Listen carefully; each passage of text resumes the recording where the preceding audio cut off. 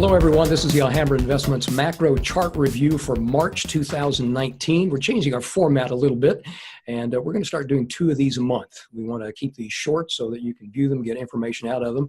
And Joe, you're going to try and restrain yourself a little bit too, and cut down what you say, right?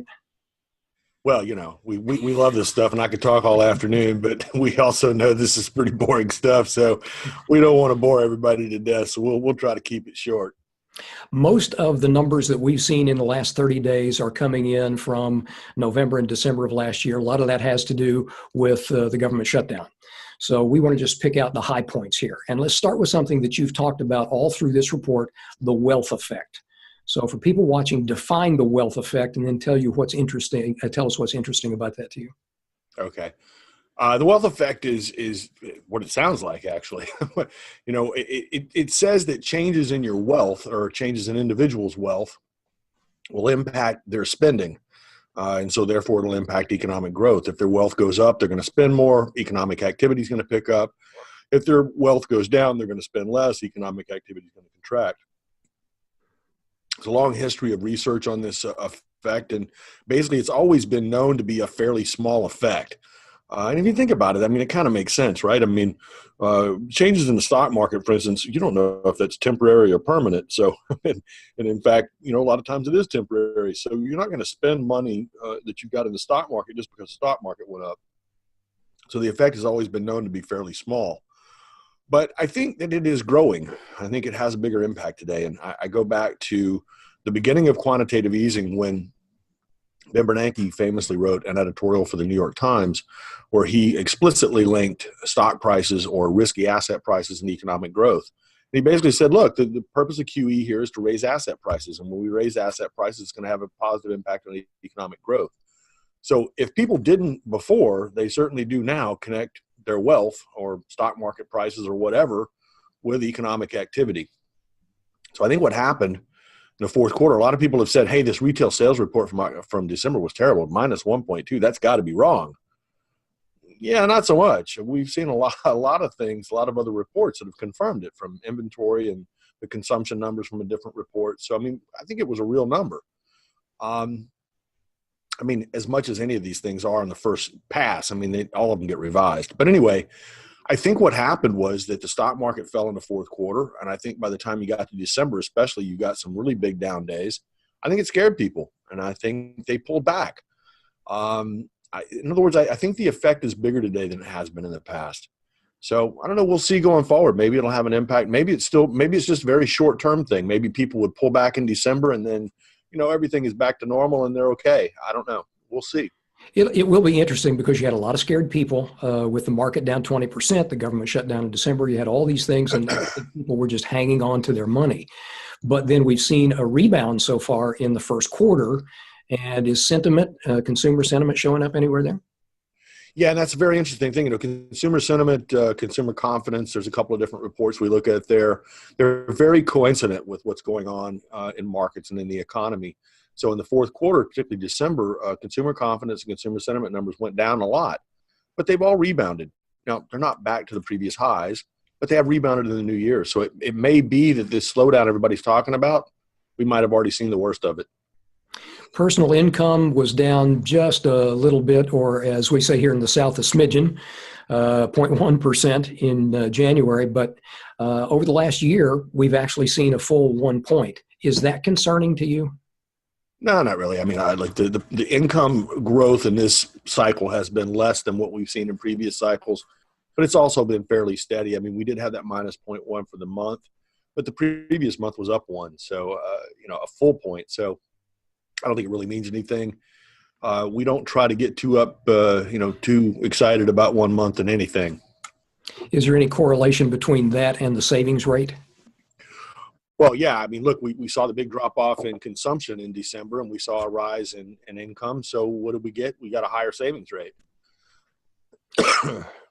Inventory to sales ratios. I mean, there's a whole lot that we need to talk about here when it comes to core capital goods and capital goods. And all the things that you've talked about that went on in the fourth quarter, we've seen inventories come up. Was that intentional or unintentional? Because that can make a difference. Well, yeah, it makes a big difference, right? I mean, if companies are building inventories because they expect sales to go up, that's one thing. But what's going to happen is we're going to see a payback, so to speak, in the first quarter. Fourth quarter inventories were up, sales were down, so you had a big build in inventory. That looks good in fourth quarter GDP, but these companies are going to have to work that inventory off in the first quarter. So you'll probably see production fall off some, and you'll see GDP drop off some. Well, and what I saw too was that factory orders were up a little bit, orders were down, but core capital goods is a little concerning, I think. Well, core capital goods has been a concern for a long time. Uh, Core capital goods as a percentage of GDP has been falling since the peak back in '98. We used to be 6.5%, almost 7% of GDP. Now it's down close to 3. So it's a big difference. And core capital goods are now down 3 months in a row. It's just not a good sign. Economic growth is really about investment, and investment's about capital goods. So if capital goods orders are falling, that's not a good sign.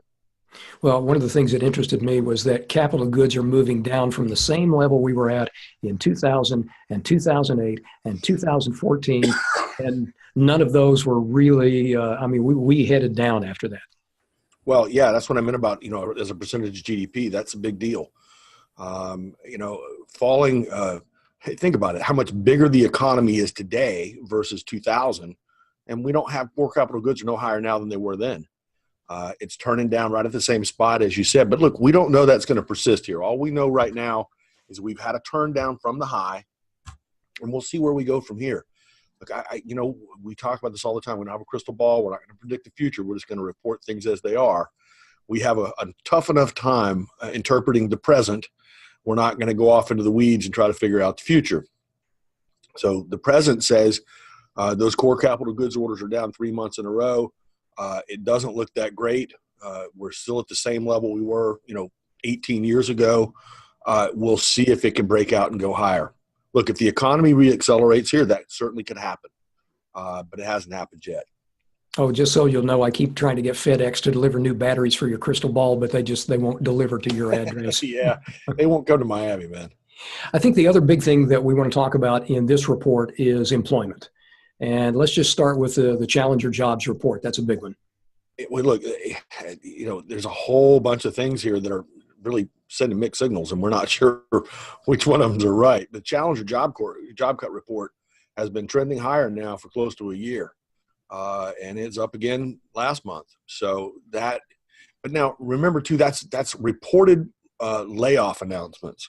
So Challenger reports these things when a company announces the layoffs. It doesn't mean the layoffs are happening right now. It might take them 3 months or 6 months or even a year to do all those layoffs that they announce. So we don't see that yet in the other statistics, but we will see it in jobless claims, I would imagine. And then the other side of that, even though layoffs reports are on the increase, job openings are going up too. That's kind of a weird dichotomy. Yeah, job openings at an all-time high here. People, companies are claimed to have job openings, but I really have a hard time with this because companies say they have all these job openings and that we can't fill these jobs. Basic economics says if they just raised the salary for these jobs, they'd be able to hire people.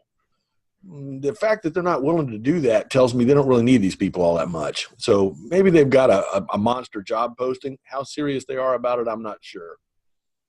Well, you've got job postings that are up, and you've got layoffs that are up, and you've got unemployment that's up a little bit. I mean, this just gets crazier as time goes on. Well, yeah, and really, there's two that we watch in the kind of the official stats. We watch unemployment claims, and we're looking there at the 4-week moving average, and we want to see that when that goes positive year over year, that's kind of a warning sign.